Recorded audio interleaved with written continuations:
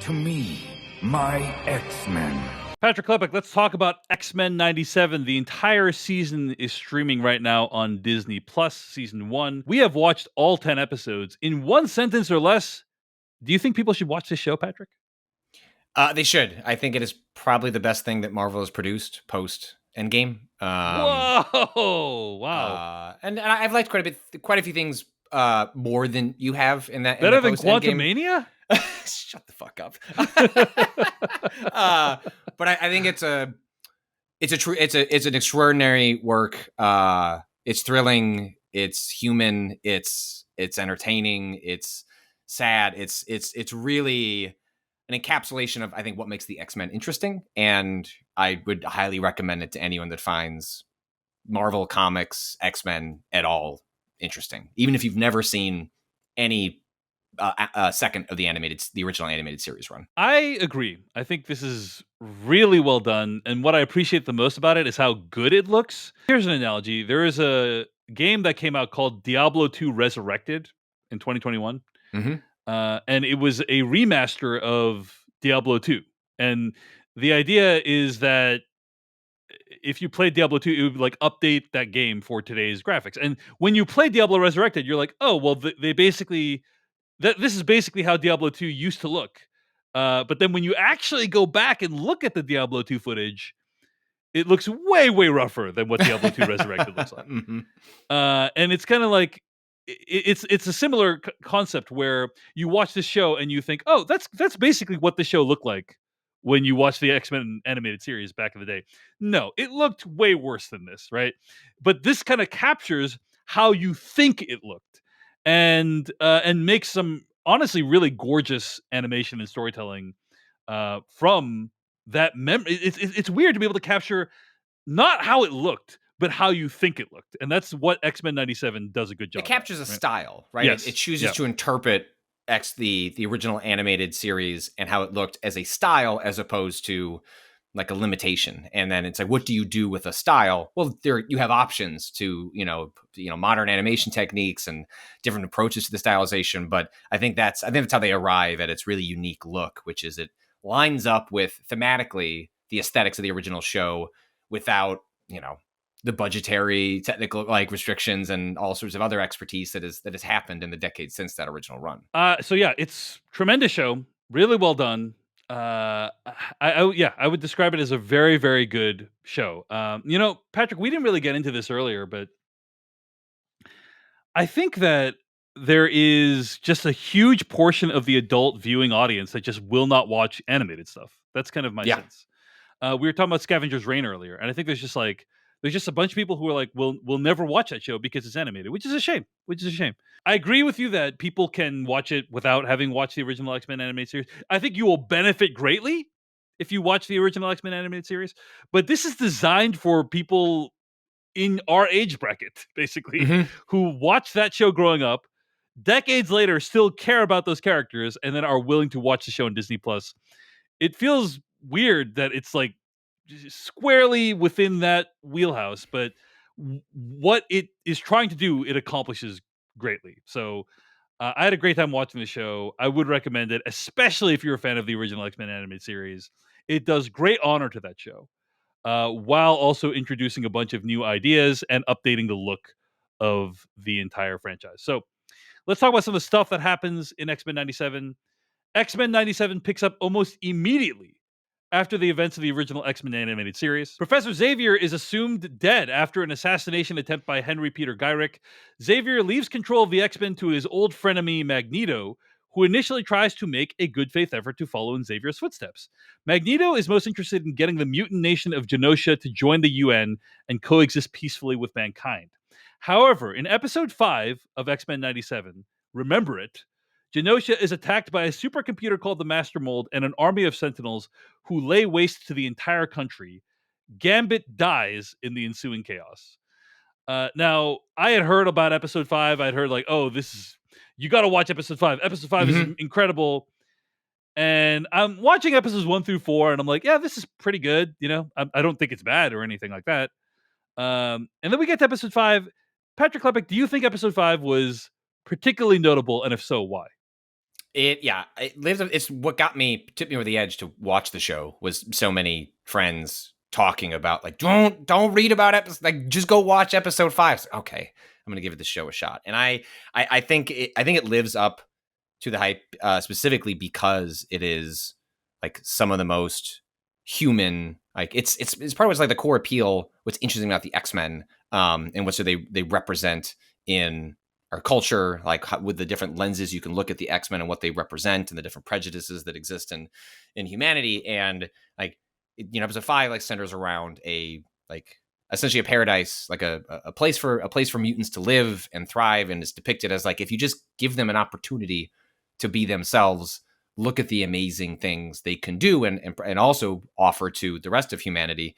And then it's just decimated. And what's fascinating about episode 5 is, I'm sure we'll get into talking about this, but this show just looks at comic arcs and goes, nom, nom, nom, nom, nom, nom, nom, nom, nom, nom. Like it just speed runs years and years of comic stories. And it was like, let's do that in 22 minutes. And despite that, it's less of a flaw as much as of a feature of the show. I think it's an occasional flaw. I would say it's an occasional flaw. Yes. Yeah. Like Storm should have been human for multiple seasons, not like an episode and a half. The Madeline Pryor stuff was really shoehorned in, I thought. Like, she's just like, hey, I'm going to be Madeline Pryor now. It's like, okay, like random name to pick. Anyway, yeah. Every episode oscillates between humanity loves the mutants, humanity hates the mutants, humanity loves the mutants, humanity hates the mutants, because it's just whiplashing through so much stuff. But nonetheless, I think it speaks to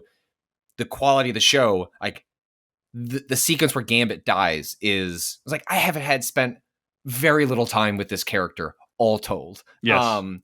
And yet found that scene, connected with the way Magneto's acting, like while he's trying to protect these children. I mean, like it's part of what makes, despite the fact that it's consuming storylines so fast, it never loses sight of like the humanity of the different characters. And that stuff is so powerful that it carries you through the speed at which it's going through different storylines and never loses sight of that. Like, honestly. And like a lot of it speaks to like the best parts of the MCU that it often has lost along the way. And you see it here represented in an animated form that I found just deeply compelling. And I think everything about that 5th episode, like it's worth watching up to that point to get a sense of like what's special about the show. And I think once you do, you'd have a hard time not wanting to see where it decides to take those themes and those characters. Yeah, I mean, I think the obliteration of Genosha is really gut-wrenching, and it's one of the elements of the show that I think is really strong is the action scenes, right? Just really great mutant on mutant on robot action in this show. Almost comparable, I would say, to like what we see in Invincible, the Prime Video show. It's maybe not quite as good as that action, but like it's really strong, and you really get a sense of like there's just these like iconic shots of these mutants using their really visually impressive powers. But yeah, episode 5, definitely a highlight, definitely something that was an emotional wallop, and it worked on me for sure. One of the things I also really liked about X-Men 97 is it's not afraid to show how weird and convoluted the comics were, right? Like, so for instance, we learned that Professor Xavier wasn't actually killed at the end of the X-Men animated series. He actually went into space and got engaged to a Shi'ar Empress. That one got me. Got me. I was like, what's going on in this show? There's a whole episode where he's like in space and with the Shi'ar, but also like, it reminds you like how much the X-Men movies changed from the comics and the show. Yeah. Like, Rogue, for instance, is basically Superman, or Supergirl or Superwoman, whatever you want. Like, she can fly in the show. She's also a much older woman in the show than she is in the Bryan Singer movies. And like we never got really a Gambit in the movies. Like, so it's like all these elements of the comics that were just weird, or I think people just didn't think that general audiences could accept, all that's on display in X-Men 97. It's like we're not going to hold back anything, you know? There's going to be a Mr. whole Sinister is like Mr. just such Sinister, weird ass dude. Weird dude. We're going to have a whole episode where Jubilee is in a video game. She's trapped in a video game in the show. I do think the show did a pretty good job of balancing story of the week with the some more serialized elements of the show. I will say, like, the Magneto stuff was the most compelling for me. Like, that's whenever we were doing Jubilee in a video game or Professor Xavier in space, I was like, when are we going to get back to the Magneto stuff? Because that's like what I'm most compelled by. But I did want to give a shout out to, hey, the show X-Men 97, really freaking weird, really out there. You know, really just like we're in galaxies, and Professor Xavier is taking people to the psychic plane and educating them about racism. You know, and it's like, okay, sure, why not? Anyway, it turns out there's a threat greater than Gyrick, right? A guy named Bastion, who's a human-machine hybrid or a technopath, and he has raised an army of human sentinel hybrids all around the world to exterminate the mutants. Magneto eventually rises up against him, giving the X-Men two separate threats. Bastion, who wants to destroy all mutants, and Magneto, who initiates a global blackout on planet Earth and wants to build a new mutant haven on an asteroid orbiting the planet called Asteroid M. So, lot going on in the show. And I just have to say, I loved the design of the new Sentinel hybrids. Like, the old Sentinels were like, okay, yes, they're large. Yes, they have a really cool, iconic design, but they're kind of like stormtroopers, right? Like, I never really see the X-Men have too much difficulty with the old Sentinels.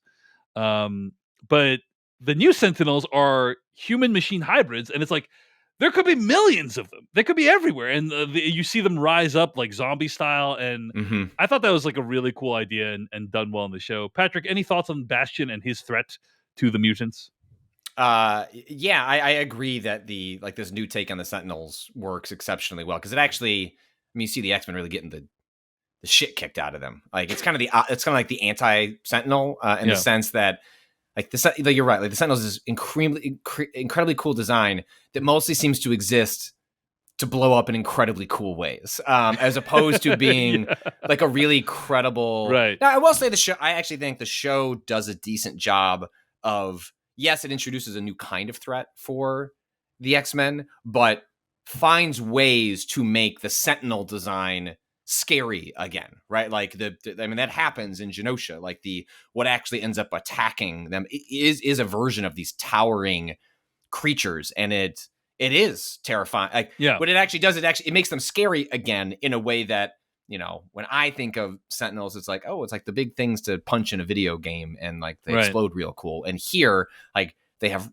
real destructive power, and then you pair that with this like new hybrid. I thought it was a really, you know, inventive design. Again, so much of this is it's unclear to me, like, how much is adaptation, how much is like new stuff that like the creators are putting into the show. I have no idea, because I'm like largely unfamiliar with a lot of these arcs. But whatever the case may be, however that came about, it's very striking to watch. And I think one of the things that I find really striking about it is how difficult it would be for this to be portrayed in live action. Like, part of what's interesting about X-Men 97 conceptually is it actually undermines a lot of the road we've been traveling so far, and shows the benefits that different mediums have, where, sure, it is extremely cool to watch Chris Evans, Robert Downey Jr., like, being Iron Man, Captain America in live action. There are ways to do that well, that are compelling and play to the strengths of live action. So much of what is aesthetically cool about X-Men 97, if you tried to do that in live action, you probably couldn't do it. The scale is just off the charts in a way that you mentioned Invincible. It's like Invincible can get away with scale. X-Men 97 can get away with scale in a way that you just cannot do, or would have to do differently in live action.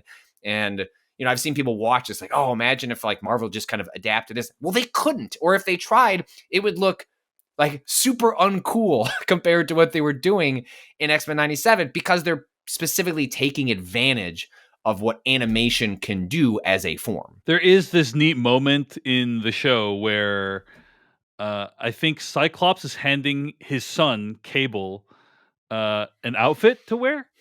Mm-hmm. And he's like, "Oh, I can't believe I'd be wearing this." And then Cyclops says, "What did you expect? Black leather?" Mm-hmm. And that is a reference to the fact that in Bryan Singer's X-Men movie, Wolverine puts on an X-Men outfit and it's like black, it's made out of black leather. And he's like, "Oh, he makes some snarky comment about the outfits. And then Cyclops says, "What did you expect? Yellow spandex?" You actually go outside in these things? What would you prefer? Yellow spandex? The circle is now complete of the live action and the animated show making fun of each other's wardrobe choices. So, Well, and in the upcoming Deadpool and Wolverine movie, they have Hugh Jackman in the like yes, iconic like old school outfit, and so almost as a you mentioned like you can almost see like the arc of culture in a certain degree, where like yeah, how did mainstream culture try to adapt and interpret comic works, and in a lot of ways, as you mentioned, when you juxtapose X-Men 97 versus the Bryan Singer films, it's like, how do we like sand down a lot of the weirdness in order to make this palatable? And look, that those movies, especially the first two films, like are landmarks. They don't ignore what's cool and interesting about the X-Men, but I think the filmmakers understood there's only so much we can get away with before audiences are gonna, I think we're jumping the shark. And where we've arrived at now in 2024 is like so much different, where it's like,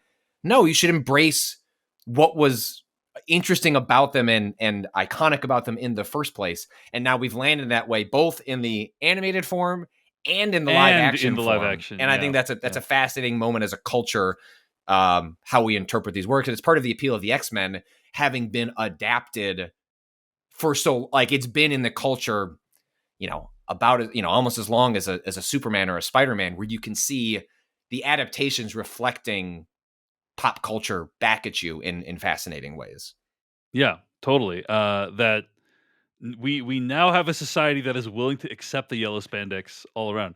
But a lot of things are wrong in society, but we've got this, David. Yeah, I do think that it is a good symbol, right? The yellow spandex is a good symbol of like how much viewers have evolved since the time of the original X-Men movie. Is like, yep, hey, if anything, the yellow spandex that we've seen from the Deadpool trailer looks muted compared to how intense it could be, right? So anyway, I also just want to give a shout out to the Sentinels in X-Men Days of Future Past. You remember that movie? Yeah, great movie. The Sentinels had a whole different design in that movie. You remember they're like these like kind of gray alien looking things. I just remember thinking, oh, I wonder how they're going to do Sentinels. Are they going to be these huge hulking purple things? But no, they were these like these kind of grayish things that had the ability to shapeshift, if I recall correctly. And that was just really cool. There's a really cool version of those characters. So yeah, they also had the old school Sentinels, so you get to see kind of what the live action version of the purple ones are, and then like they've evolved to be like an extremely advanced cybernetic organism, basically, by the time we get to the events of X-Men Days of Future Past. So while the X-Men are able to defeat Magneto, Asteroid M plummets towards Earth, and the U.S. government launches a bunch of missiles to destroy it, seemingly killing a bunch of the X-Men as the season comes to an end. Now, Patrick, any thoughts of this final confrontation? And by the way, I do want to say I'm summarizing some of the main plot points. There's way more stuff that happened in the series than what I'm able to get to right now, but I didn't want this episode to last 3 hours. So, but yeah, I will say that I was actually kind of touched by all the stuff between Professor Xavier and Magneto. And one of the great aspects of X-Men 97 as a show is we get to the midpoint of the show or the end point of the show, and at the end of the show, it's like I kind of sympathize with Magneto, arguably more than I sympathize with Professor Xavier. Like, and that's a mark of a good show, in my opinion, or a good movie, is when you can see things from the villain's perspective even more than the heroes potentially. Hashtag Magneto was right all along. You know, well, but yeah, they do a good job of showing the limits of Xavier's idealism. And Magneto is such a fantastic foil as a character for these two, because they're best when they exist alongside each other, and their ideologies and approaches to mutants, to humanity, to society are in conflict and tension, because you can frequently be pulled in both directions and understand why each arrives at their own conclusions. And I think that, I mean, that's ultimately really like the core of the show, is these competing visions of what does it mean to be part of society? What does it mean to react to prejudice, and how do you react to that? Like, how do you integrate? And I think they do a really good job of making it's, and certainly X-Men has been long enough, like any comic series, where like everyone's been a good guy, everyone's been a bad guy, everyone's been something in between. But at the core, it's a lot of, does Magneto have a point, right? Like that's a lot of the core appeal of X-Men as a franchise, and a lot of what splits out from there. And I think this show understands that. And despite how economical it has to be with the storytelling, we don't get hour-long episodes. Like these are like 30 minutes at best, sometimes a little bit longer. It really, for the approach it takes us to adapting, but even in that adaptations, it's very efficient with the storytelling, but it doesn't lose track of what's really important. I think that's why it's able to move so swiftly through so many different storylines and not feel as though you're left behind, or it's like lost track of these characters. And it's because it kind of arrives at the end with where we began as with X-Men as a series, which is Xavier and Magneto. And I think they do arrive at a really fascinating place with a lot of these characters, and why some do choose to change allegiances towards the end. And I don't think you view that as a betrayal. I think you view it as like, what else are we supposed to do? And I think Magneto and Xavier arrive at interesting places by the end of the show. I thought there's some really cool stuff in the last couple episodes. I did feel a little bit like the last couple episodes were kind of head fakey, in ways that were mildly irritating to me. So, for instance, episode 9 ends at a really spectacular point. The X-Men seem to be completely defeated. There's no way they're going to come back from this. Magneto is literally ripping Wolverine's body apart. Mentally, like Wolverine stabs Magneto through the chest, then Magneto rips apart Wolverine. Then in the next scene, the next scene is the next episode. Professor Xavier had a helmet on his head, but he must have gotten it off, and then he's controlling Magneto's mind, and Wolverine survived. There's a lot of things where I was like, oh wow, like you really made it so that things are bad for the X-Men, and then it's like they kind of just get their way out. Bastion has the necklace around him, and then, or the headband or whatever, and then it's off, and then it's on again. It's just like, I did feel that there was a probably just like 20% too many beats in those scenes for my taste. But again, some really amazing visuals, some really amazing moments, and I like the whole idea of Professor Xavier and like being in Magneto's mind, and if we don't put together his mind, we'll both be lost. Like all that's all great classic X-Men stuff. So, what is the role of the other Marvel characters during the original run of the animated series? Like, are they present? Are they acknowledged? Because they are here, right? Like, we get a brief scene with Rogue and Captain America. We get we see Daredevil. It's not T'Challa. I forget which Black Panther is depicted in this show. But obviously we get a little bit of Wakanda.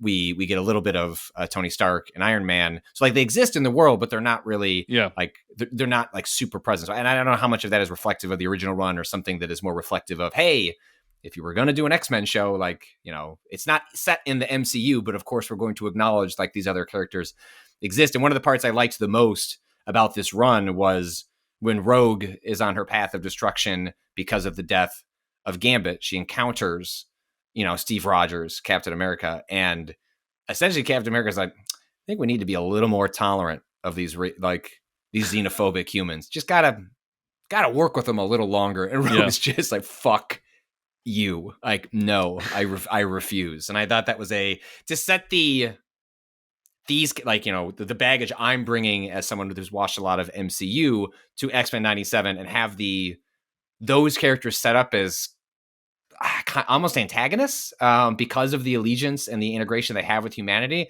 I thought was really interesting. It's not super explored in the show, but maybe it's something they could revisit in subsequent seasons. Indeed. Well, speaking of subsequent seasons, let's talk about what happens at the end of the show.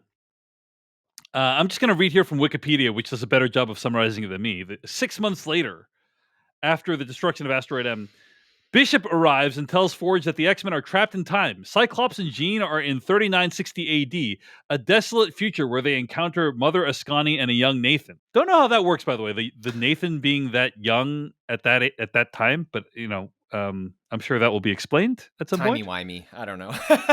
Because he is sent into the future. So it's like, okay, as a baby. So it's like, okay, well, maybe he got sent really far into the future. Rogue, Nightcrawler, Beast, Xavier, and Magneto are in ancient Egypt in 3000 BC, where they meet Sabah Nur, a young version of Apocalypse. And in a mid-credit scene, Apocalypse finds one of Gambit's playing cards in present-day Genosha. So, end quote. So that's what happens at the end of the show, really setting up for some interesting directions in Season 2 of X-Men 97. Anything specifically you might be looking forward to, Patrick? I think, I don't know that this has been officially been renewed yet, right? Has it been? Oh yeah, no. It's already been renewed for Season 2. I apologize. It's been renewed for Season 2. I mean, this is maybe worth, coming full circle on a conversation we had on an earlier episode when this show premiered, that Disney dropped the showrunner of X-Men 97, who had already written scripts for Season 2. Right as the first 2 episodes are being dropped on Disney Plus, they parted ways with the showrunner, who has still been. I think I remember you remarking they deleted their Instagram, but they have been on Twitter, and they've been talking about the show, like interacting with fans, like throughout the run of the show on Disney Plus as it's dropped weekly over the past 2 months or so. And so I guess part of what beyond just the sort of like plot implications of what could be set up for these characters in Season 2, I think what the showrunner has said is that they wrote scripts, but like they're not going to be involved in day-to-day production. And like, it makes me wonder, what is the flavor of Season 2? What is lost or gained potentially in Season 2? I don't know, because it felt very much like this show was the very specific interpretation of a creative, and we still don't know what happened with that split. Like we kind of thought at the time, sure feels like there's a shoe to drop, and publicly that shoe has not dropped. And if that never happens, we can't really take that into account for how you feel about the show. But like from a broader perspective, I do wonder what happens with Season 2, Season 3 without the same sort of creative line in place. Could still be a perfectly good, great show, but it certainly adds a wrinkle to subsequent seasons. I agree. And, I think, by the way, the show has already been renewed for Season 3 apparently as well. Like Season 3 is already in production as well, like, or in development, I should say, not in production. But we'll see how Season 2 and 3 turn out. They've really written themselves into a corner. They could resolve all this in one episode and be like, in the future they have magical time teleportation powers and they got everyone back into one place again. But it's interesting to begin in a place where the X-Men are going to be separated from each other, which is like one of the things you like about watching the show is that they're all together. And so are they going to be solving separate problems in different timelines for a significant part of the season? That could be interesting dynamic. So we'll see. But yeah, it reminds me of spoilers for the original Planet of the Apes movies. The first one, Planet of the Apes, and the second one, Beneath the Planet of the Apes. But the second Planet of the Apes movies, they at the end of that movie, they blow up planet Earth. That's an escalation. They blow up planet Earth, which, by the way, for those who aren't aware, is the titular Planet of the Apes. Like, so they really. How do they make a third one? I will get into that at a later point in time. Okay, but suffice to say, they really wrote themselves into a corner. And I feel like they almost did a similar thing here, where it's like, they're like, the X-Men are separated, and everyone believes that they're dead. And I'm curious, like, they really wrote themselves into a corner with this one. I wonder how they're going to get out, and that could be like a really fun, exciting thing to watch. So, and what happens back on Earth without Xavier, right? Like what happens to the? Well, they are on Earth, they just at different times, but in our time, in modern day. I guess I mean in the sort of the modern, the main sort of like timeline the show is set. Like what happens in absence of these characters, and what kind of, because you assume they'll come back at some point during the season, and like, well, what's changed as a result? One of the things I appreciated about this season of X-Men is it wasn't afraid to show Professor Xavier as a fuck up. Like he kind of really fucks things up real bad in this season by giving control of the X-Men over to Magneto. It was a controversial decision when it was revealed in the trailer, and then became an even more controversial decision after Magneto shut down all power on planet Earth. But yeah, I really like that.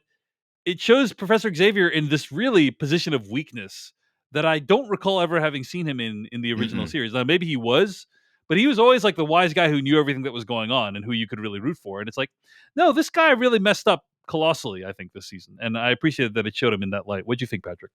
No, I agree. And it also made the choices made narratively with Magneto were really fascinating then, because obviously, based on your history of Magneto, like even though he is often a morally gray figure, like he's still in the villain category. And so the idea that, oh, he is, to me, my X-Men is not going to be like a phrase uttered by Magneto's, like the characters in the show reflect like, well, this seems like a poor choice. But part of like the most interesting stuff about some of the early episodes is Magneto recognizing, despite the long history of intentions with humanity, with the X-Men, with Professor Xavier, is he gave me this task.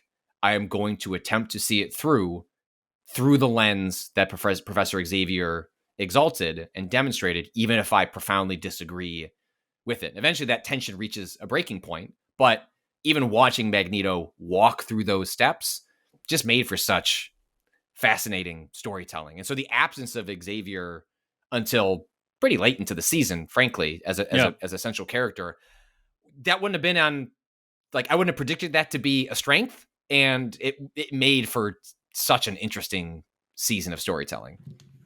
Agree completely.